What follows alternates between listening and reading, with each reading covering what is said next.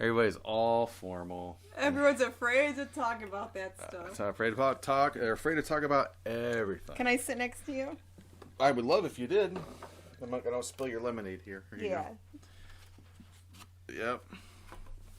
Well, we're back, y'all. Yeah, that's right. You got James and Janet here from the Mummy and the Monkey show on Facebook. Oh, we're selling stuff. What did I sell? I don't know. Let's see. Let's just before we intro the show. Oh, $7. A Sonic the Hedgehog strategy guide. In the money. Sonic and the Secret Rings video game strategy guide. Nice. 7+ shipping. See? Woo! I'm a dollar error. a dollar error. Perfect. $7. Okay, let's try this again from the top. Hey everybody, how you doing out there on internet land or whatever you're listening to this on? You are listening to a brand new version or a brand new episode, I should say, of Living the Scream. Yeah, the behind the scenes of the Mummy and the Monkey show, or the Mummy and the Monkey's Hairy Scary Hangout, because we were doing it when we just had the Mummy and the Monkey show last time. That's right. So so we're back. We haven't done a podcast, an audio podcast, in quite a while, several years, right? I mean, for real. Probably like 3 years, 4 years. Really long. And it's been so long. So. Oof. We've been the Mummy and the Monkey for going on 7 years this fall. Right. And the last time we did an audio-only podcast, I think, was almost 4 years ago. Okay, so if you're listening to this program or finding us for the first time ever, I'm James. I'm Janet. That's right, and we are a married couple that live in Cleveland, Ohio, who are completely out of our minds and resell on eBay during the day. Between that and I do graphic design as well. We work, so we're freelancers. We're self-employed. Self-employed, and we work from home. That's right. And we do that during the day. And then on Friday nights, we get into our characters, we get into our costumes, and we are the Mummy and the Monkey. Yes, we host horror movies, B-grade horror movies, public domain, if you will, horror movies, the ones we can show without paying royalties. At night, or on Friday nights anyway. But we do that. It started out as kind of a passion project, but it's starting to turn into a business for us. Has been. We sell merchandise wrapped around our show. We're gaining an audience daily, building up on it. Our audience is growing. Yes, and we even have had some television opportunities. Yes, we are actually on a television show. We are on material that appears on there. A local local television station. Yeah, old school television. Yeah. They started doing a horror hosted show with a fellow who worked at the station. Wanted to do his own horror hosted show. We could get into that later. Let's talk more. But anyway, but I'm just letting them know that we are doing since we've done this, and we've been doing this show, our horror hosted show live on Facebook. Yeah, we've been live streaming every Friday night at 10 p.m. Eastern. Well, almost every Friday night since 2019. Yeah, since 2019. Yeah. It's 2021 right now. This is April 5th, 2021. But we've been doing a version of our program, even though it wasn't live, since 2016. Not 2015. Late 2014. Yeah, actually, yeah. It was like October of 2014. So almost 7 years we've been horror hosts, and we've been involved in the horror film community. Yep. I also have done acting and modeling. I also used to be a retail manager, and then I even owned my own brick and mortar store for 3 years. Mm-hmm. And it was called the Mummy and the Monkey's Thrift Crypt. Yeah, that's right. So this episode is going to be like, let's play catch up and get to know us. Yeah. And talk about what we've been doing for the past 3-4 years. So do you want to start with the Mummy and the Monkey bit, or do you want to do our talk about our reselling, our Monster Hustle reselling stuff? Well, let's talk about the reselling, and then we can get into Mummy Monkey. We could transform into the Mummy and the Monkey. We could do that. All about our characters and what the whole premise of the show is, if you haven't seen it before. But if you've seen it, then you know. So, anyway, so let's get into the fun stuff. So, is this right? Am I legs? I'm just trying to scoot over so I have some room on the couch. I gotta just be able to grab my drink. And I'm just trying to show you that. Okay. If you could please scoot up. So our butts can share this chair. Yeah, but as long as you're close, as long as the mic can pick you up, we're good. All right. So we are sipping on some liquid courage here because, it's just fun to relax and get us in the mood. What are you sipping on tonight? A little bit of Jameson.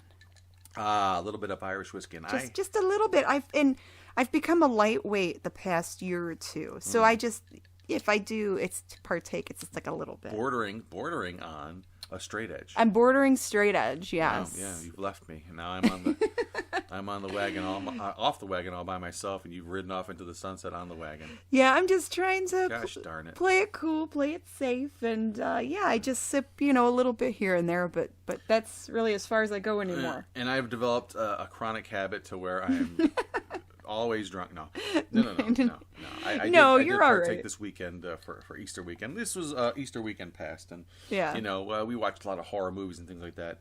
And I am trying out something new. I'm a big whiskey connoisseur. I like whiskeys, and this is one I saw in the store, and I didn't pick up when I went back. It was not there, so I had to hunt it down. But it's called Howler Head whiskey, and it's a banana flavored blended whiskey. Banana, of course. And it's got a big monkey wearing sunglasses on, like a cartoon of a caricature of a chimpanzee. You could be their mascot. I could. I should. Oh, that's a good idea.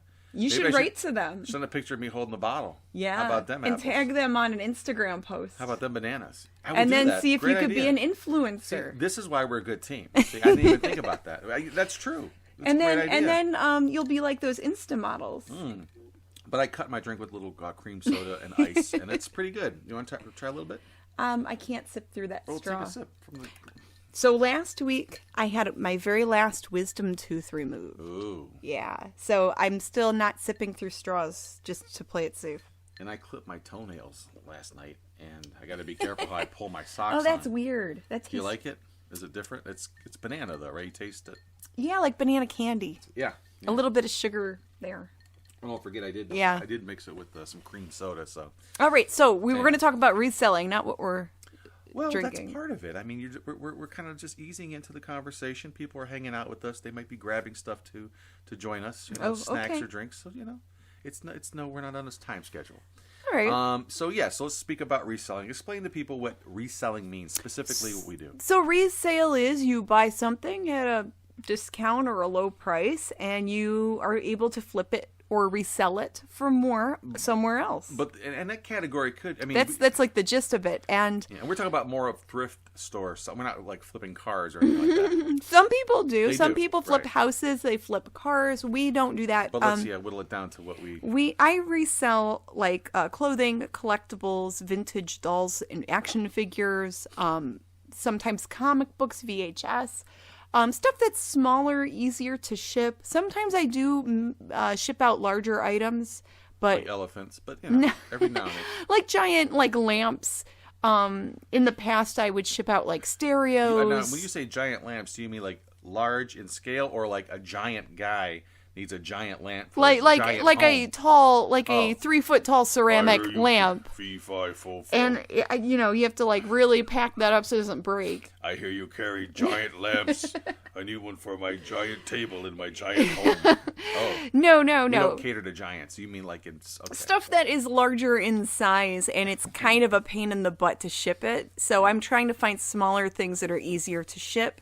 Small flips, easy to ship. Yeah, so basically... And I sell full-time on eBay from home. I have an eBay store, and I also sell our Mummy and the Monkey merchandise.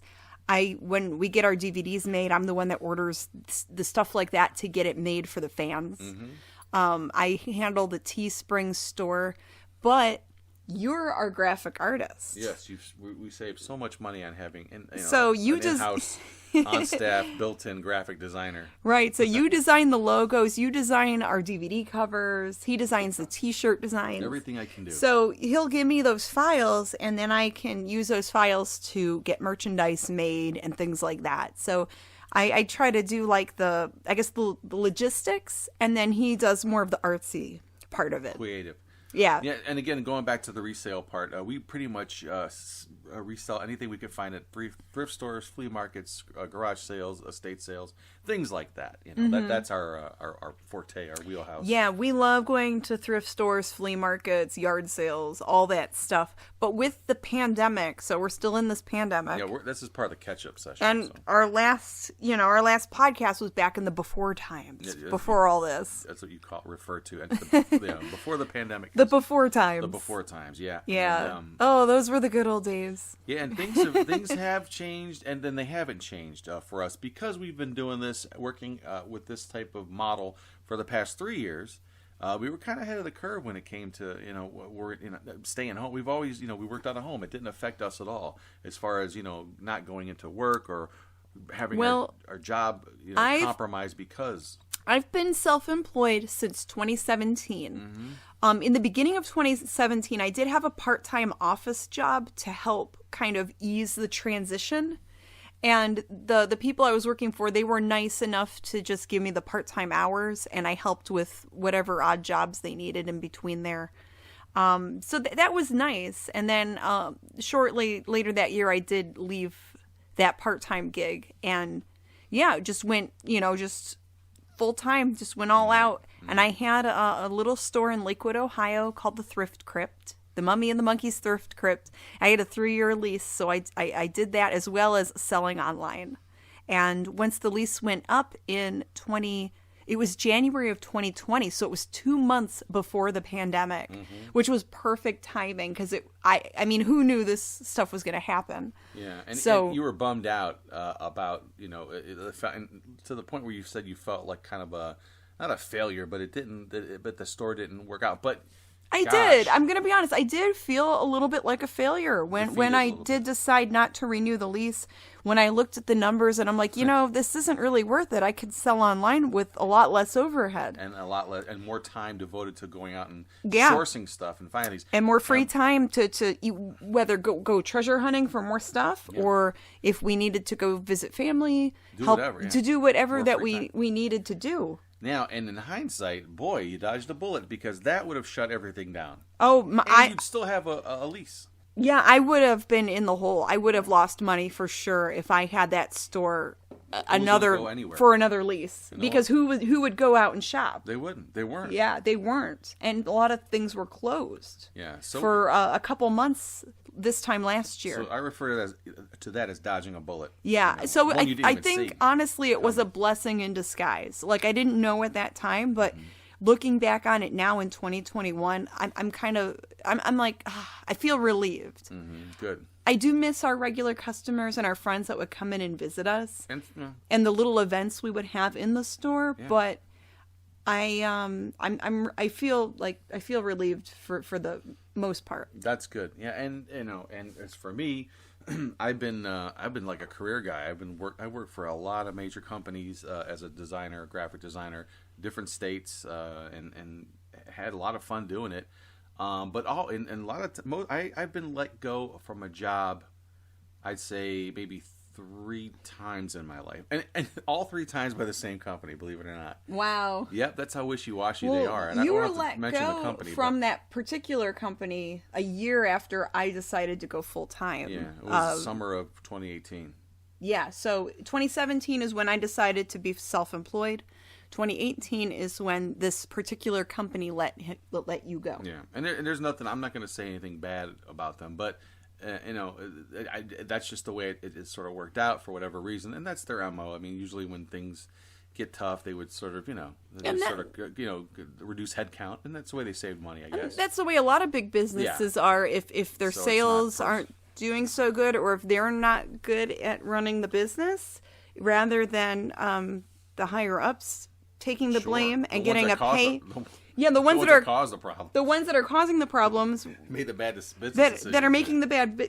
They'll just let go the employees that are lower down the totem pole. But so anyway, and whatever. But I think that's just the way they are. It did in a way they did me a favor. There's a friend of ours that also I'll just say he also had a similar experience before I did. And it just about freed the guy. The guy is doing immensely amazing, Jim.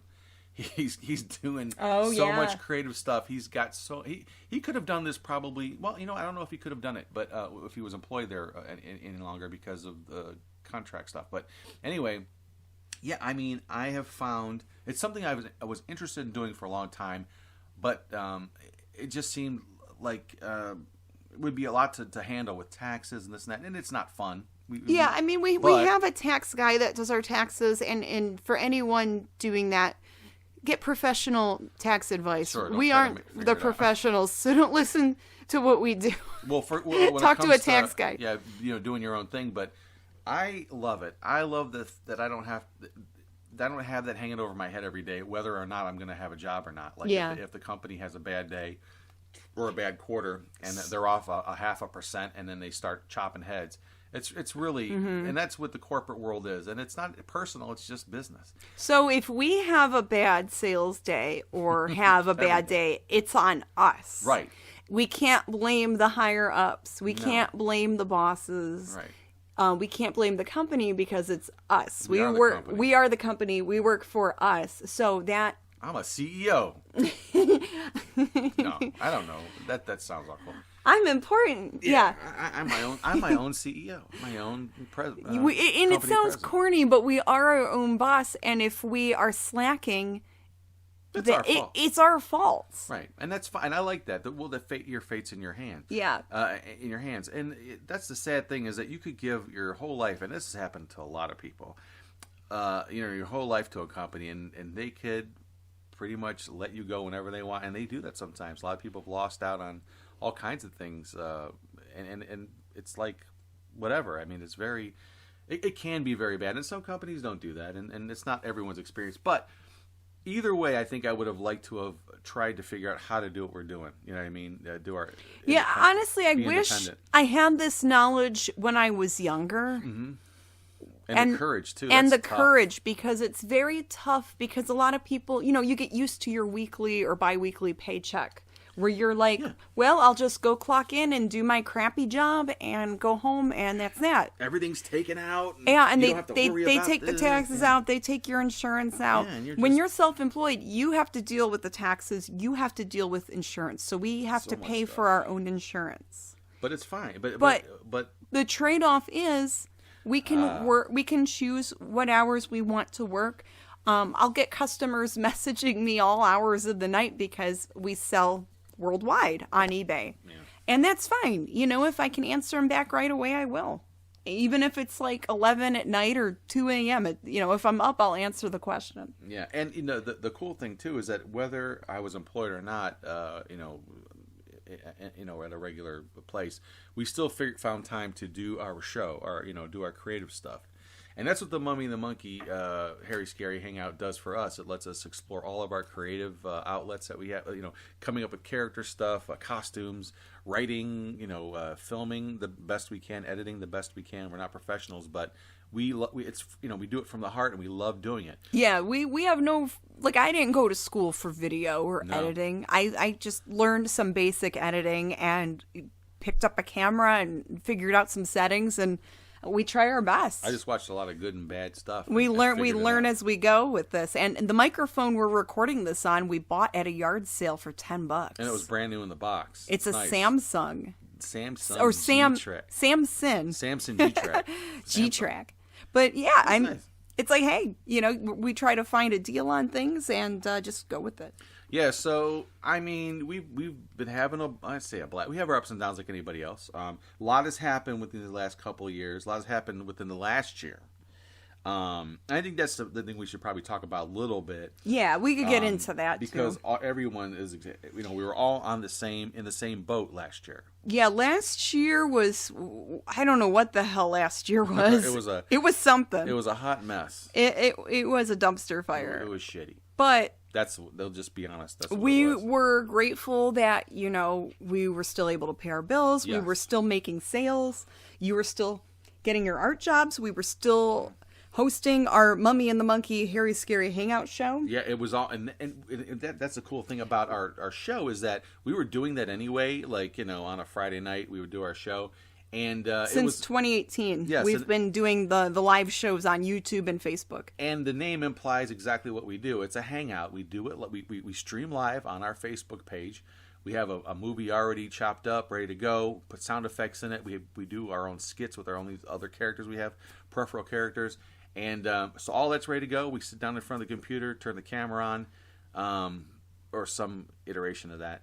Make it sound so. Yeah, we get set up. We sit in front of the camera, and we hang out with the audience that wants to tune in. We're literally live in front of a webcam hosting a cheesy B movie, like like an old classic horror film. Yep. Yeah. And it's a lot of fun. So, and we interact as well. We have the chat going, and we'll talk to we'll kind of chat between the and they crack us up by making fun of the movie when we watch the movie with them. We'll play it on our end, and we'll watch it, and we'll see the comments on the comment page. So lots of fun that way, and and it became a way for us to even bond more when the COVID hit. We were able to, say, hey, come on and hang out with us, this is a time we can all be together. A virtual hangout. Yeah, yes. It got to be even more personal then, and people really were looking forward to hanging out with us. We would have fans write to us saying, thank you for keeping us sane. Thank you for giving us some entertainment during this weird, pandemic time. Yeah. And we get so many nice messages, and it just melts our heart. So. Yeah, and it's exactly why we do it, partially why we do it. There is some creative stuff that we like to do and to get out of our off our chest, just to have fun and do things. But so how we've been living before the pandemic is it kind of flowed right into it. It didn't impede anything we did. We were social distancing before it was cool. Yeah. No, the only thing that the pandemic really affected was sourcing. Yeah, because for a couple months, some of the thrift stores were closed. Mm-hmm. There were a lot of shops that were closed, where we couldn't go out as much. So then I was buying things from other online platforms. Like, I remember looking up things on Poshmark and Mercari, buying lots of vintage dolls to, resell. Mm-hmm. This is us pivoting, right? Yeah, trying to source from contacting our other reseller friends. Like, we have a friend that does clean outs and has a vintage shop of her own. Yep. So I would contact her asking if we could have a shopping appointment and go look at her store.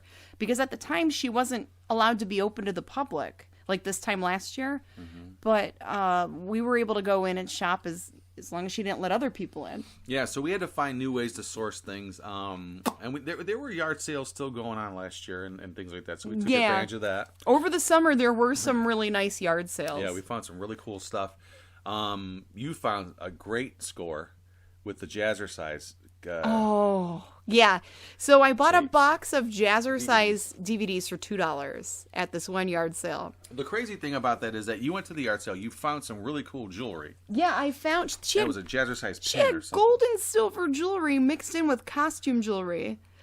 And it's like, wow. Yeah, so you picked up on that stuff. And then so I think I paid maybe $20 for everything. And there was a 14-karat gold bracelet, a 10-karat gold earring and necklace set. And then a Jazzercise button. A Jazzercise sterling silver pendant. And then that's what got me talking to the lady running the sale. Because the DVDs weren't even out there, right? They were hidden in the back of the garage. Okay. And she goes, oh, you like Jazzercise? And I said, well, my mom used to go to Jazzercise back in the day. I just thought it looked cute because it made me think of that. And she goes, well, I have some Jazzercise DVDs. I just want to get rid of them. I've got a whole box of them. I used to be a teacher. And you had no clue, right? I had no clue at the time, but she goes, $2 for the box. Oof. So I'm thinking, okay, DVDs, $2. I can maybe flip them for $5 a piece or something. I can maybe flip them, or if nothing else, use the DVD cases for something. Right, we would repurpose stuff. I'm like, $2, that's not a big deal. Yeah. I'm like, sure, okay, I'll add it to my pile. And then... Well...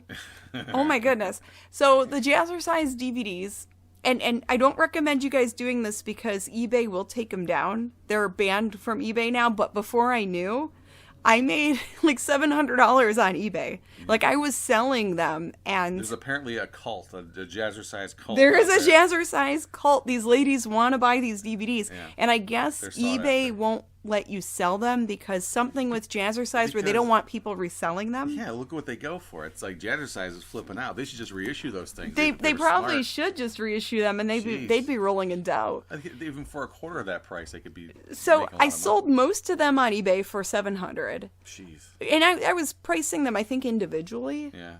And then I had a few lots because there were so many of them, and then the rest that I had left, I put on Mercari after eBay put me on suspension for so many days. I'm like, well, let's try Mercari. So you turned $2 in close to $1,000. I made close to $1,000 just selling Jazzercise DVDs that summer. And that pin was sold too. And right? then the vintage sterling silver pendant, the Jazzercise I sold for I think $50. Yeah, so you definitely. And then the 14 karat gold bracelet I sold for $214. So I spent maybe $20 at that yard sale. I have in total maybe made around $1,200 from that one yard sale. Yeah, from that one. I mean, last summer's yard sales were. I mean, it was the stuff dreams were made of. Well, and I don't normally find things like that. We don't.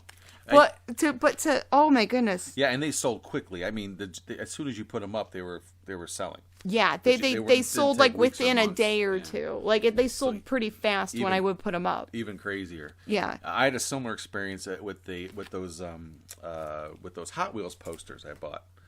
We went to that one yard sale, and the woman that was running it said, "I don't know if you'd be interested, but I have some Hot Wheels posters." I'm like, "Yeah, okay."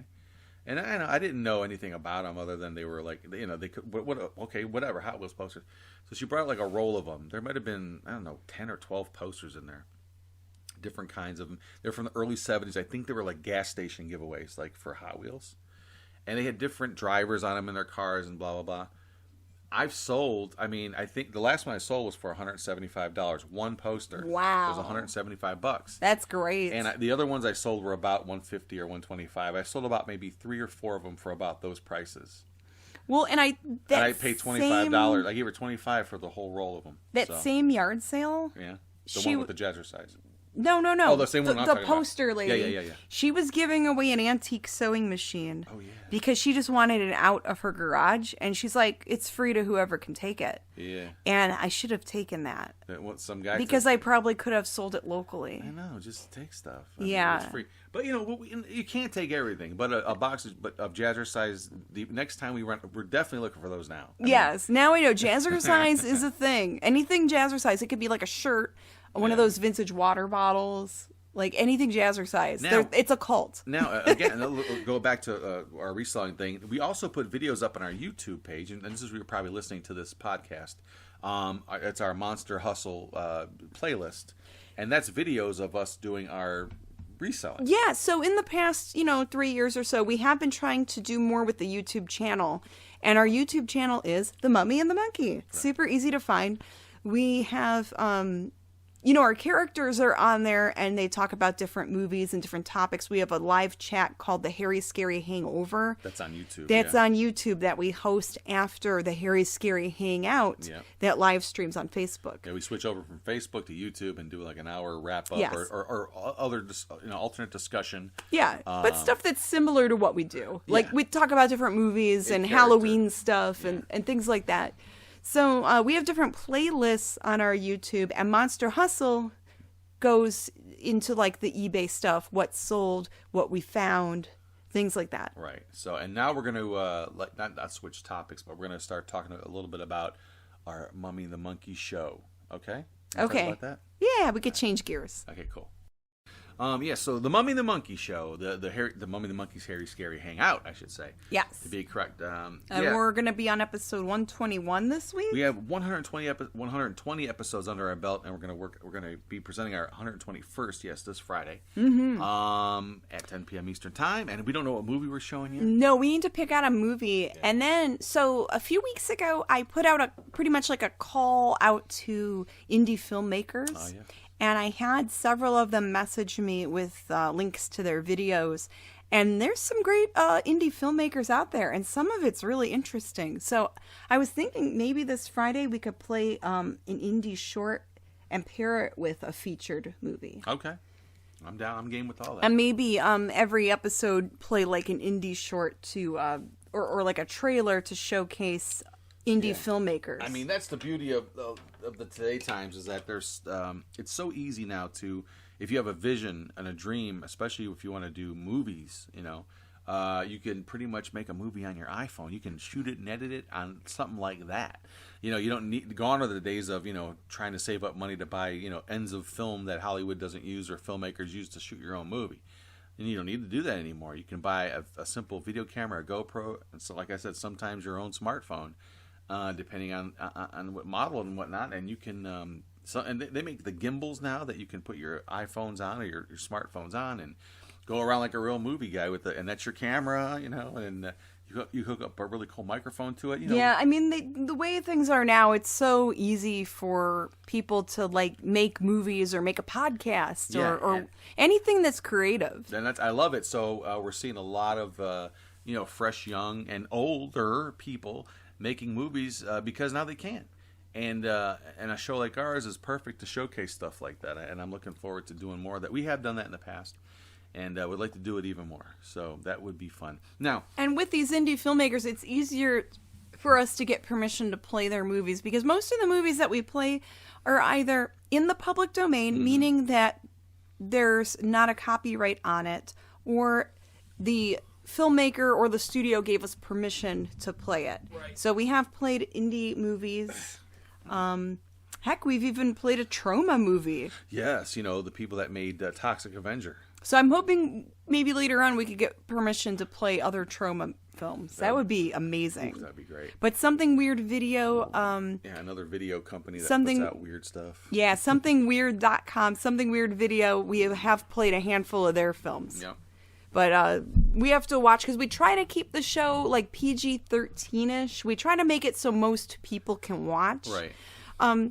We don't have anything against like adult-themed shows or adult humor or that type of content. It's just something that we don't really want to get into with the Mummy and the Monkey because a lot of people watch us with their kids. That's right, and we've become aware of that, and to the point where we even have a mini monster shout out that we do now in the beginning of the show, where people that watch the show, they'll send us their kid's name, their first name, it's all we ask for, or even a made up name if they want like a monster name. I just go by the first name. Yeah, and we'll do a shout out to them because if they're going to watch, it's probably in the beginning of the show before they either doze off or lose interest, but hopefully it's dozing off. Well, yeah, I've heard doze off. I used to fall asleep all the time as a kid staying up that late. But anyway. Heck, sometimes the parents fall asleep too. Yeah, and and even like, the company, Disney, but Disney does, and Pixar, when they do like, I notice when they do kids movies, they'll throw some adult tongue-in-cheek humor in there too. And and that's like what we do in our show. I mean, there's some innuendo. Innuendos and like silly play on words and burp jokes and fart jokes. So we try not to get any, get too risque or too raunchy or anything. There's no nudity, no outright swearing, things like that. Although we have slipped a few swear words by accident. We have, and some of it was like when we thought our mic was off in between, when we went to our movie segments, we just speak like we usually do, and there's some, some French came out, and and people were like, "Ooh, the monkey swore." And one time we came back from break, and you didn't know the mic was on. You thought I had muted it, and it was... Yeah, and I said, well, can I say that? Yeah, you can see whatever. And I said, "Oh shit," really loud. But we covered it up with "oh shit." But I was like, "Oh no," I said, "Oh ship." Yeah, now that's a running joke on the show. So some people will type like, "Oh ship happens," or and they'll, to this day they still do that. But that was our New Year's show for this year. Yeah, and then that was pretty fun. An inside joke with the fans, because he puts sound effects in the movies. And there was one time where we played 2 John Saxon movies, like 2 weeks in a row. And then the following week, fans were asking, is John Saxon in this movie? Right. So then that became the inside joke. Well, every movie, there's going to be like a little John Saxon cameo somewhere. Yeah, now I got to crowbar some sort of image of John Saxon in every movie. And I try to do it creatively. I just don't put his head anywhere. It'll be, if someone's looking at a piece of paper and they cut to the person looking down, they'll do a close-up of the paper. Usually it's John Saxon reclining in a bathing suit or something like that. It says "Bringing Saxon Back" or whatever. Yes. The actor John Saxon. I met him once at Cinema Wasteland. He did pass away last year, so the fans and us as well. I mean, we were very sad to hear he passed. Sure, absolutely. I was hoping we could meet him one day at a convention when things get better. But yeah, he was around 80, I think. Yeah, but really cool career. Anyway, so and if you were interested, and this is your first time listening to us, and you found your way to our Facebook page, we do have all of our episodes pretty much on our archive episode list on Facebook. Yeah, if you go on Facebook.com/The Mummy and the Monkey, the videos tab has a ton of videos that you could binge watch if you want to see what's going on there. And then on our YouTube, we have a lot of videos you can watch that go back about 7 years. Yeah. So, I mean, there's lots of stuff on that, so you can indulge and binge watch, especially if you have another wave coming. I mean, you're going to need something to watch once they shut everything down again or lock us down. We even did a Hairy Scary lockdown. Remember that? We did an episode of that. It was during the day. It was when the toilet paper was out of stock and when people were freaking out. Yeah, I showed footage of some of the stores around us had bare shelves and things like that. But, yeah, we showed them some shorts, some those short subject what kind of videos are they called again? Like those instructional, those educational films, like those old 1950s educational films, like Duck and Cover. The stuff that's really outdated, where it's not really educational anymore. Yeah. Like spraying down your house with chlordane to kill the ants. Yeah, that's a smart idea. Chlordane was banned in 1983 or something. But they were spraying it all over everything in the 50s and 60s and 70s. Yeah, but in the 50s, this 50s video was showing people spraying it all over their house to get rid of bugs. On the table and the and drawers. It's some really harmful, terrible chemical. But anyway, so we show stuff like that, and on that Hairy Scary lockdown, we only did one episode of that, but we had, we were trying to, give people something else to think about or focus on for a while, because things were getting really, really crazy, as you all know out there. Right, and on top of trying to get the fans, to keep them entertained, get their minds off of things, it entertained us and got our minds off of things. Exactly. So it was almost, it works both ways. It was like therapy for us too, because at least it was something consistent, and it was something to look forward to while everyone's shut in. And you're trying to play it safe and play it cool. It's like, okay, well, hey, Friday, we're gonna do a thing Friday. Yeah, we're DTF. Down to Friday. That's right. Get your mind out the gutter. Yeah, and we've definitely commandeered that acronym and made it something that means something different to us. Yeah, we were trying to take things like that are dirty or sound dirty and make it fun or funny. And not everyone understands what the original abbreviation was. And that's the beauty of it. And people will comment on our social media, DTF. Yeah. And it's like, oh my gosh. People are probably thinking, what the? And there's a lot of people probably listening now that might not know, what's wrong with that? Down to Friday, DTF. But it's based on the, the down to F. Down to word. F. Yeah, down to F word. Which is a term with someone that's, obviously all about it, like they're wanting to hook up. They're loose, they're DTF, they're ready to go. And then we were also using the abbreviation. Well, not as much, but we used it just a few times to be funny. How do you pronounce it the right way? Is it WAP? WAP. I think it's pronounced WAP though. No, it's WAP. You sure? It's WAP. We aim to please. Well, yeah. That's how So it's WAME or WAPE. I don't know. Yeah, we were just trying because that was big, like with the Grammys last month or the month before. Well, the last half a year it was all about WAP. It was like big on TikTok and everything. So we're like, well, let's do something funny with it to try to be hip. WAP, WAP. So and it sounds funny, and if you know, and that's and again, that's like the kind of Google that on your own time. Yeah, and that's the kind of humor that we do. It's like that, like make you kind of do a double take if you know. Like what'd they say? What? But and then it means something else. But in our world, it means something else. Because an acronym can't be, it could be anything. So that kind of stuff we do, and we try to again, we don't bring up religion, politics. Or the Great Pumpkin. Well, we do talk. Well, we could. There's 3 things we should not talk about: religion, politics, or the Great Pumpkin. Okay, right, Linus. But so that's basically the gist of our show. Now our characters are we say the mummy, the monkey, but our characters have names. Your character, the mummy, is what's her name? The yummy mummy from Cleveland, Ohio, is Janet Decay. That's right. That's her name. The funky monkey from the same place is Grimm Gorri. That's right. Cleveland's late night missing link. Yeah. The late night missing link. You can't find his poop. That kind of link. Oh, jeez. Differently. Actually, he's more piles than links. Yeah. But Grimm Gorri and Janet Decay are the mummy and the monkey. Yes, and we've been together doing this since 2014. Right. We've been a couple since about around the same time. A couple of what? I couldn't tell you. A couple of what? Yeah. But yeah. Well, we've known each other since 2012, but started getting serious around 2014. Yeah. And we were married in 2017.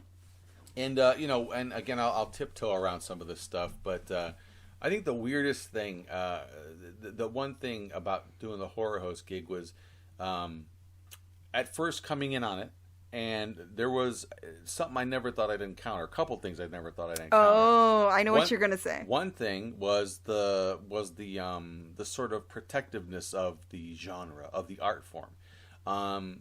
We never intended to pretend that we knew everything about horror movies or horror hosting or we were just fans of the genre because we grew up. So a horror film host is a character who helps, they host a movie. They get you through the movie.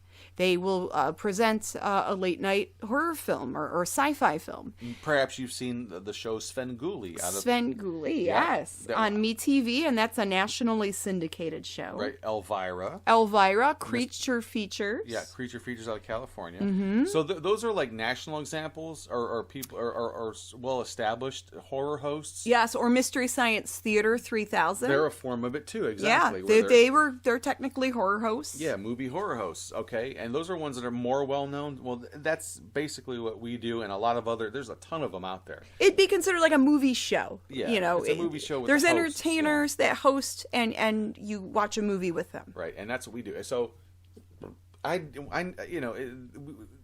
a very niche thing, too, because now with everything streaming and everything's kind of a la carte, it's, right there? Yeah. He's just burping like crazy. Absolutely.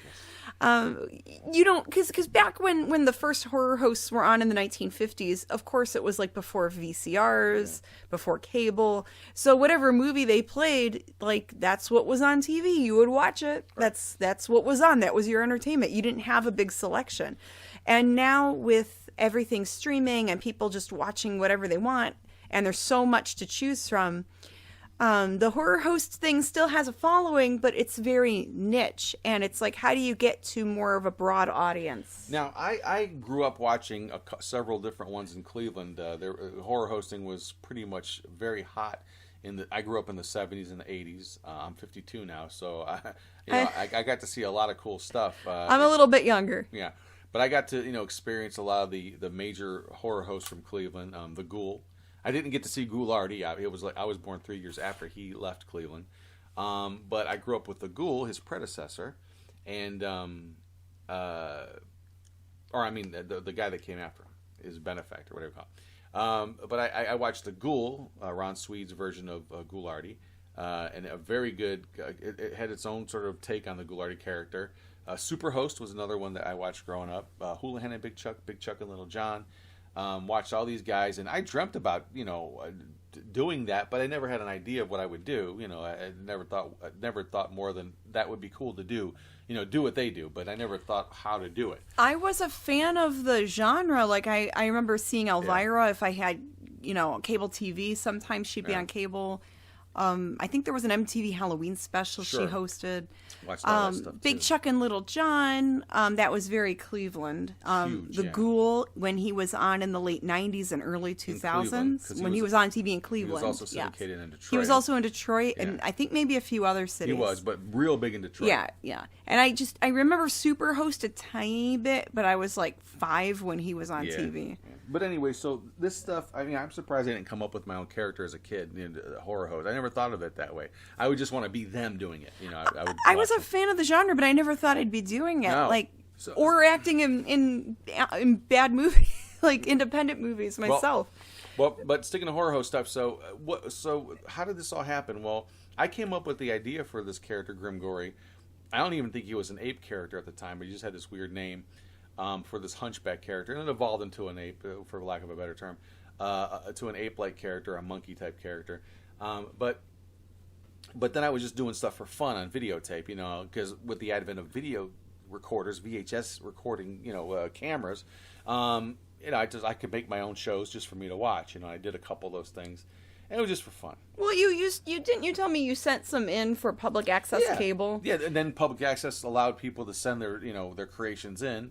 That was like the YouTube before YouTube. Yeah, so before YouTube, in the 90s, there was public access television there still is, but it's not as, you don't see it as often. Not every town has it. There are channels, right, but because YouTube has taken the place of all where it was kind of like community bulletin board, community theater. If a school play had a video, or a sports team had a video, or church had, their own thing, they would send in the videotape, and it would play on local cable TV. Yeah, and people would make their own shows, whether it's like talking about movies or cooking shows. You could do whatever you wanted. Yeah, it was a creative outlet for the community. Yeah.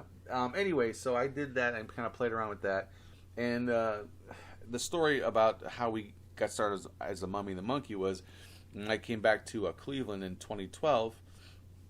I saw this, like, I became aware of a show called The Daughter of the Ghoul, which I'd never heard of before. And again, I'm such a fanboy of the Cleveland horror host scene and the national horror host scene as well. But especially the Cleveland one, I'm like, I don't even know what this means. Daughter of the Ghoul, I got to see this. Saw it, and basically got involved with the behind the scenes and met Janet. And I had my character from the 90s still, the Grimm Gorri character, and I always wanted to do something with it. And I thought I'd be doing something with it in association with this production company that was doing this Daughter of the Ghoul show. But it just didn't, it kind of dissolved. And Janet and I, hooked up in more ways than one. So we met on the set of this cable access show, The Daughter of the Ghoul. Right. And when I say on the set of, I mean at the local VFW hall that the guy rented that day, so he could set up his green screen and camera. Or in his living room.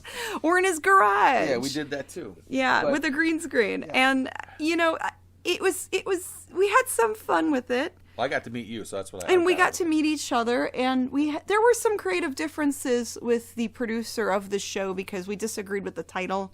We disagreed with some of the jokes and the skits because, the content, yeah, but because some of his content, I'm gonna say, is racially insensitive. Some of it was sexist, so I disagreed with it. Yeah. But anyway, so we got our, we kind of, we figured out we wanted to do something together, so we combined forces. We Wonder Twin Powers activate. We came up with the Mummy and the Monkey show, and that's the weird thing is I thought it would be so much fun because I know what I'm capable of, and I wanted to to see if I could create a show that was fun to watch, without being too naive about it. I wanted to, I thought I had some ideas. And if it didn't work out, I would never put it out. I'd be like, no, this is crap. We shouldn't do this. Yeah. And I thought it would be welcomed by anybody. But then you find out there are some people in the horror host world that are very, very protective of the art and of the craft, which is fine. I'm not trying to be a smartass. I'm saying I get it. But I thought it would be like, hey, what are you doing? That's pretty cool. No, if you're not on pay television, if you're not on actual TV, you don't count. There's some thought there. There's some snobbery in that community, and we didn't know. We went in as fans, very naive, and then we hear a lot of behind-the-scenes things, and then I would have people messaging me very strange things and call me names, all because I was part of this cable show called Daughter of the Ghoul. Yeah, it had nothing to do with and the Mummy people and the would go, "Are you really related to the Ghoul?" Oh boy. Well, no, and that's not your fault. I was just helping this guy's show for a year, right. And that's not your fault. That was totally done. It wasn't my idea to call it that, but it was a gig for you, and it was that's what it basically was. It was a gig. It was a gig, yeah. An acting gig. It was an acting gig, right? Because you were at the time really heavy into becoming and getting into independent acting and indie film. And your idea was, and I love this idea, was that if I could get one good role in like a movie that takes off like that, it becomes sort of like even like an independent movie with a following. Yeah, because there's a lot of culty independent movies that they have a following, that have a decent following, like Toxic Avenger. Yeah, that if you could do that, you would do other stuff, but you'd be always, hey, get Janet in here because she was part of that movie and she could sign autographs at this table for this movie. Kind of like how, when Sid Haig was around, he was a well-known character actor. He was in a bunch of he weird... played Captain Spaulding in The House of a Thousand Corpses and The Devil's Rejects. He was also in Spider Baby. Yeah, well, that no one remembers. But they know Captain Spaulding. Yeah, but no, Spider Baby's a very well-known movie, too. But anyway, Sid Haig was a huge actor, and but he had a lot of different roles. Yeah, my whole idea was if I could get an acting gig where the movie takes off, has a cult following, and then forever I could go to conventions and meet with fans and sign stuff, that would be really fun. You were the heroine in this movie, or you were victim number 10 in this movie, or whatever. Exactly, kind of like zombie number 1 from Night of the Living Dead. You know, Bill Heinzman, everyone loved him. Yeah, so that was, that was a decent plan. That was like, to me it felt like something that could be achievable. And I don't know if I've gotten to that, but we did create the Mummy and the Monkey, and I hope that gets a follow. Yeah, and it's been a little bit of a rude awakening, too, with horror hosting, because I think, I don't have to name any names, and I won't name any names, but there are some people that I grew up watching, at least one, that maybe towards the end they had a change of heart, I don't know. They're no longer with us, but it was their sort of MO to just not like any other horror host, even if they were on TV. Even if they were legit they could be on TV in another city. They could, or they could be online, like on a different platform. But to some of these characters, it was like, oh, well, you're a wannabe. You're beneath me. Yeah, I don't want to deal with you. But then you would encounter people like, and these are names I will mention, like A. Ghastly Ghoul and Count Gore Duvall and Dr. Creep. A lot of these guys formed... Dr. Creep was super nice. And he was out of... Dayton, Ohio. He was another Ohio horror host. I didn't get to watch him growing up. Southern Ohio. But I've met these guys at conventions, and it seemed like, and this is what really inspired me to do this and go out there and try to do it, was Count Gore Duvall. He is a horror host out of Washington. Baltimore. I'm sorry, Baltimore. Mm-hmm. And he was on television in the 70s and 80s, I believe, and then he was the first movie host to have his own webpage and actually stream his show or have his show available online. That's right. He was like technically the first internet horror host. Yes. He was also Bozo the Clown for a short time. Yeah, his career is had a great acting career. Well, he had a great television career, local TV career. And local television, He actually had multiple shows on that one station. He played multiple characters. He was like he was like an alien guy with green skin and like little antenna. Yeah. They would host it was cute. Cartoon shows with kids and stuff like that, and they did Bozo, and then at night he would do Count Gore Duvall. It was a vampire character. Yes. But he told us, and he tells probably everybody this, but there were great words. He goes, "I believe there's room in the coffin for everyone." That's awesome. And I thought that was a nice thing. He didn't say, "Well, what TV have you been on? You haven't been on television." So what a contrast. You had some hosts who were like, pretty much screw you. I don't want to talk to you. Yeah. And then you had some who were like, come up and have wine, and oh, we're friends, and there's plenty of room in the coffin for everyone. Yeah, and it's like that's so night and day. And they want to compare it to a different thing, like with musicians. Oh, you're not Metallica wasn't a band until they got signed. They sucked before that. They weren't playing on a small stage, and instead of playing, what I mean, they were still that band. I'm not saying we're Metallica. What I'm saying is that. People that do community theater are below people that do TV. You have to start somewhere, and if people like what you do, then that's all that. Like if you're happy with what you're doing, and you're entertaining people, that's what matters. Yeah, and I thought, hey, the internet, it doesn't matter what platform.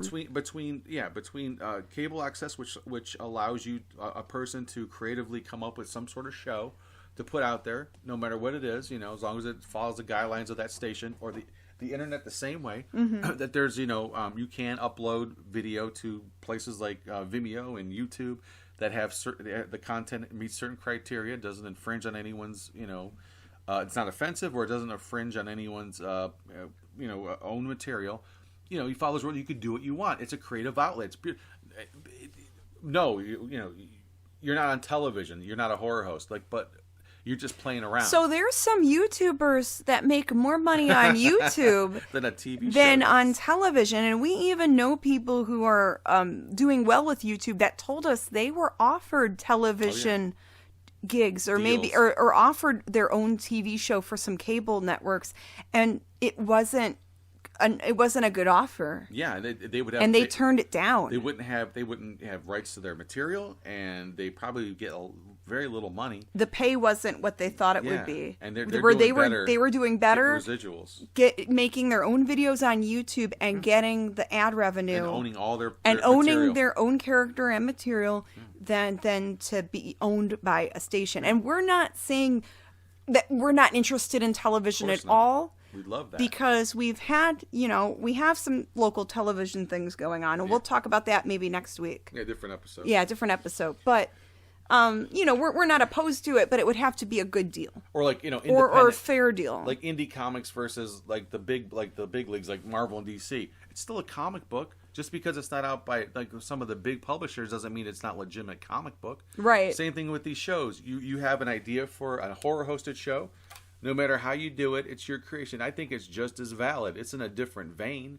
It's in a different category as far as like with music. It's like or you have the Grammys for the labels, and then you have independent awards for the indie bands. But they're still bands. They're still musicians. Well, here's and something I'm learning too.